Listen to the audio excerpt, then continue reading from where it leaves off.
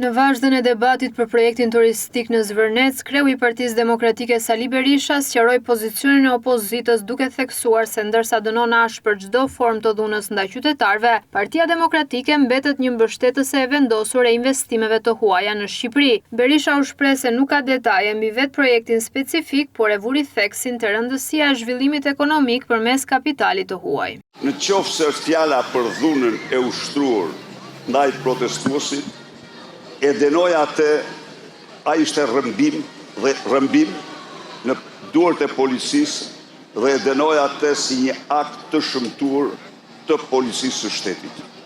Një. Së dyti, nuk kam asnjë faqe, asnjë flet, asnjë gjë të atij projektit, megjithse ju them këtu, e kam ndjekur me shumë interes të gjitha publikimet që janë bërë. Së treti, me qenë se e doni këtu, Partia Demokratike është parti që mbështet fuqimisht investimet e huaja. Dhe kjo parti në pushtet, ja këtë tani ju kërkoj ta mani shënim, ka patur një ligj. Një ligj i cili zgjidhte në mënyrë të plot dhe totale çështjen e pronësisë.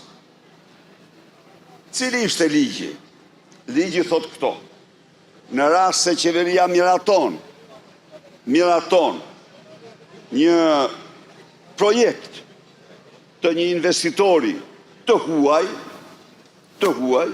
i cili është bazuar në dokumenta origjinale shtetërore, pronësie, kadastre, dokumenta origjinale, çdo problem që lind pas miratimit të qeverisë, qeveria i përgjigjet palës me çmimin e tregut. Ne jemi shumë respektues për çështjen e pronësisë, por jemi mbështetës absolut të investimeve të huaja dhe gjatë periudhës tonë ju nuk keni pa pronar të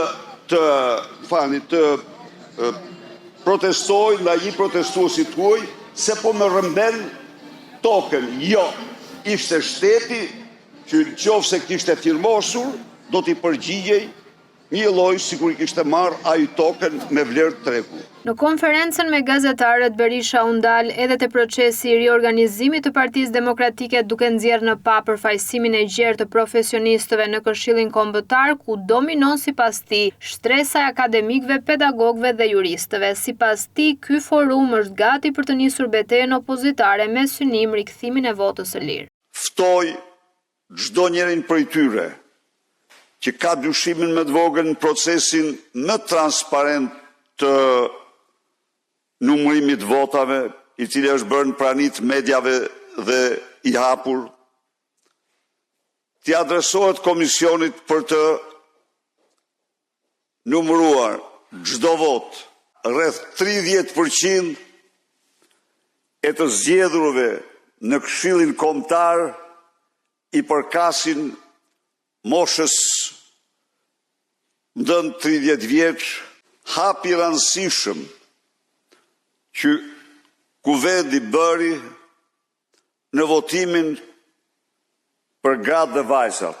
Në akademik dhe pedagog, 28% të tyre, 11.8%, janë juristë dhe avokat, 9.7%, ish deputet 8.9%, mësues arsimtar 8.4%, ekonomi financë 6.5%, mjekësi shtetësi 5.1%. Kryedemokrati theksoi se fryma e ndryshimit do të vijojë të shtrihet në të gjitha nivelet vendimarrëse të partisë, përfshirë kryesinë, duke paralajmëruar një rol të rëndësishëm për gratë në pozicione drejtuese dhe një fokus të vazhdueshëm në modernizimin e aksionit opozitar.